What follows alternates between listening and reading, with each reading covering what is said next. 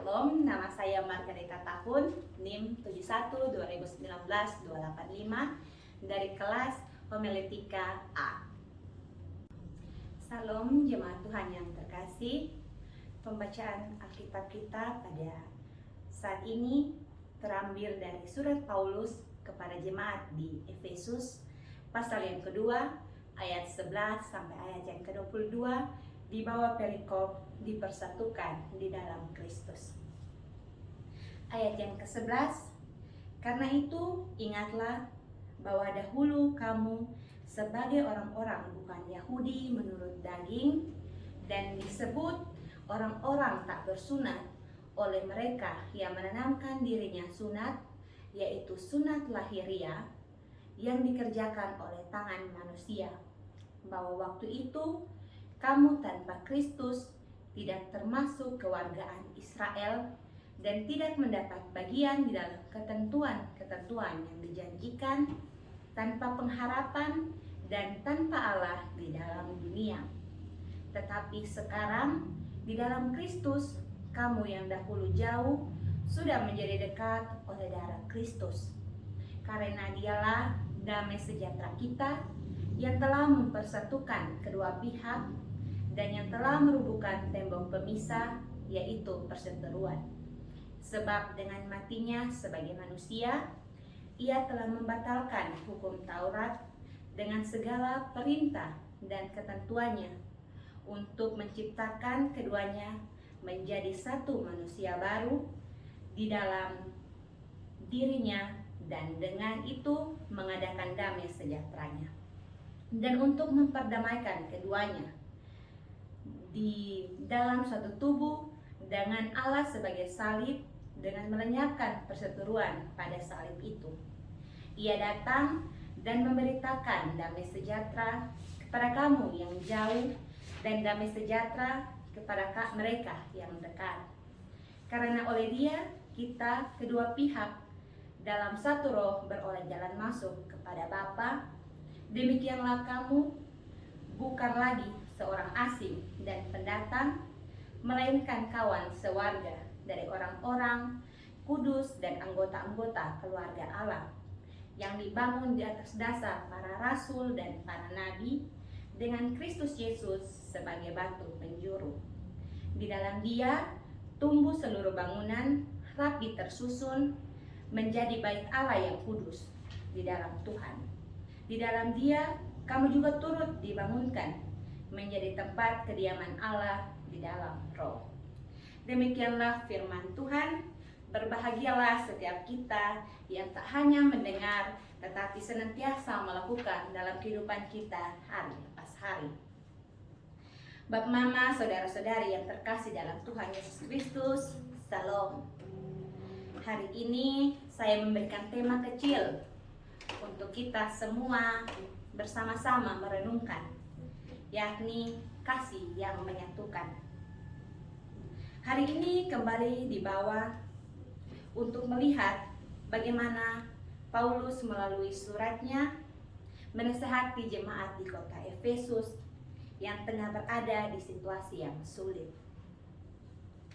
Surat Efesus adalah surat yang ditulis oleh Paulus sendiri ketika berada di dalam penjara di kota Roma. Surat ini ditujukan kepada jemaat-jemaat di kota Efesus pada saat itu. Keberadaan ajaran sesat di kota itu membuat orang-orang di kota itu merasa membutuhkan suatu penguatan iman agar mereka bisa tetap berpegang teguh pada ajaran yang telah mereka hidupi. Kemunculan berbagai ajaran sesat di kota Efesus pun menjadi alasan utama untuk Paulus membantu jemaat dalam mempertahankan iman percaya mereka kepada Allah yang mereka sembah. Tak hanya itu saja, dalam suratnya Paulus juga meminta agar jemaat di kota Efesus, yakni jemaat Yahudi dan jemaat non-Yahudi, untuk bersatu. Jemaat Tuhan yang terkasih, mengapa jemaat di kota Efesus diminta untuk bersatu? Apakah dengan persatuan di antara mereka dapat menyelesaikan berbagai masalah yang terjadi? Apakah dengan persatuan mereka dapat menghilangkan berbagai ajaran sesat yang ada saat itu. Bapak, Mama, saudara-saudara yang terkasih, jemaat diminta bersatu karena Paulus berpikir bahwa perseteruan tidak ada gunanya.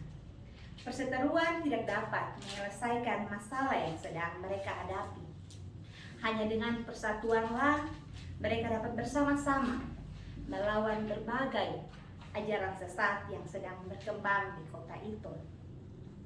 Bapak, Mama, saudara-saudari yang terkasih, di dalam surat Efesus 2 ayat yang ke-11 sampai 22 yang memiliki perikop dipersatukan di dalam Kristus, Rasul Paulus ingin memberikan penjelasan kepada kita bahwa di dalam Kristus tidak terdapat perbedaan, melainkan semuanya satu. Tidak ada yang berbeda, semuanya satu. Dalam teks dijelaskan bagaimana keesaan gereja pada saat itu dihadapkan dengan tradisi kebangsaan dan tradisi kebudayaan yang memisahkan bangsa Yahudi dengan bangsa-bangsa lain, atau yang sering dikatakan bangsa-bangsa non-Yahudi, yang dianggap sebagai bangsa yang jauh dari Allah. Namun teks ini tidak difokuskan kepada perbedaan yang ada di antara bangsa yang jauh dengan bangsa yang dekat, melainkan Paulus memfokuskannya kepada bagaimana kita melihat yang jauh dan dekat dipersatukan di dalam Kristus melalui damai sejahteranya.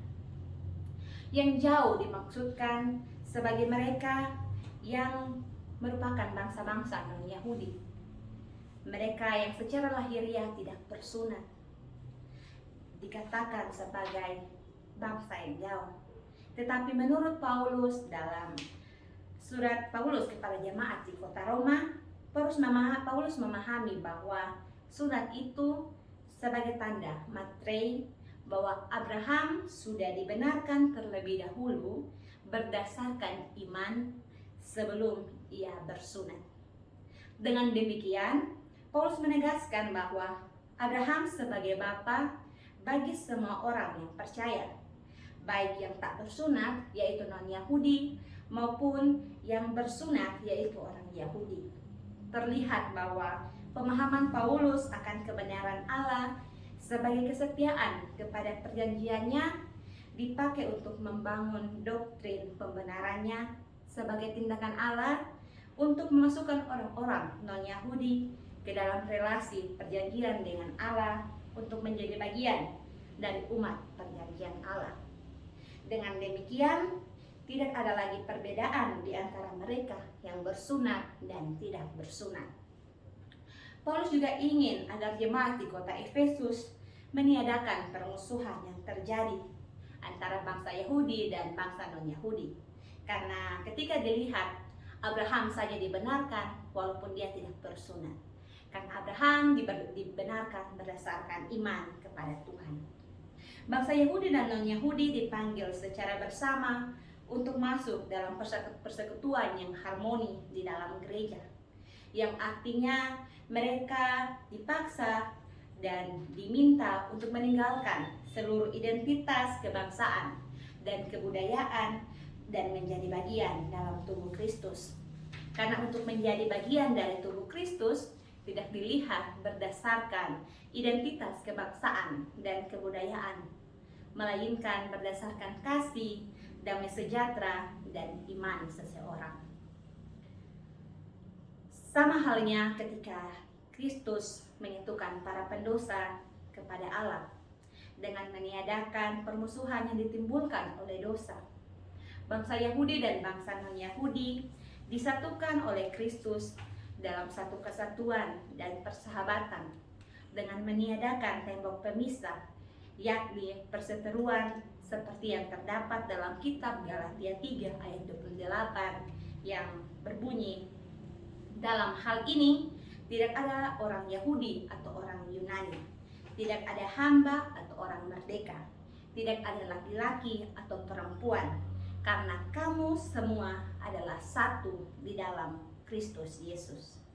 Jemaat Tuhan yang terkasih, Dengan demikian, oleh karena damai sejahtera dan kasih dari Kristus Yesus, yang jauh menjadi dekat dan yang dekat dapat membuka diri untuk menerima yang dahulu adalah jauh.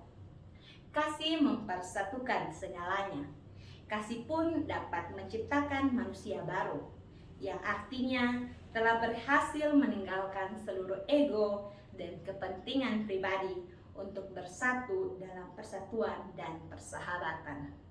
Bapak, Mama, Saudara-saudari yang dikasihi oleh Tuhan Yesus Kristus, dari teks bacaan kita dapat melihat bagaimana kasih Allah yang besar dapat mempersatukan bangsa Yahudi dan non-Yahudi. Seperti dengan tema yang saya berikan, dipersatukan dengan kasih. Allah saja melalui Kristus Yesus tidak pernah melihat manusia berdasarkan identitas kebangsaan atau kebudayaan. Allah tidak melihat perbedaan di antara manusia. Allah melihat bahwa semuanya setara dan merupakan bagian dari tubuh Kristus.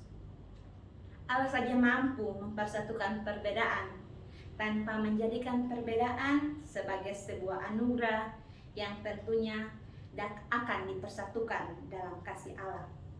Yang menjadi pertanyaan bagi kita saat ini ialah, apakah persatuan penting untuk kehidupan kita hari ini? Apakah persatuan penting dalam konteks kita saat ini? Di tengah-tengah kemajuan teknologi yang ada, kita dimudahkan dengan berbagai teknologi. Seolah-olah kita merasa kita tidak membutuhkan orang lain. Kita dapat berbuat apapun sendirian. Namun setelah membaca perenungan pada malam hari ini, kita dapat kembali dibawa untuk melihat bahwa persatuan masih sangat menjadi bagian yang penting. Persatuan masih dibutuhkan. Di tengah situasi yang tidak menentu, dengan berbagai perbedaan yang ada, kita dipaksa untuk saling mengerti dan memahami satu sama lain melalui persatuan. Hanya dengan persatuanlah kita dapat menyelesaikan masalah-masalah yang terjadi tanpa menimbulkan masalah yang baru. Biarlah kasih Allah selalu ada dalam kehidupan kita, sehingga kita senantiasa dimampukan untuk terus ada dalam persatuan dan dengan baik dengan sesama manusia maupun persekutuan dengan Allah. Karena dapat kita yakini bahwa kasih Allah dapat mempersatukan segalanya. Tuhan Yesus dengan kasih-Nya senantiasa menolong kita untuk melakukan seluruh perintah-Nya. Amin.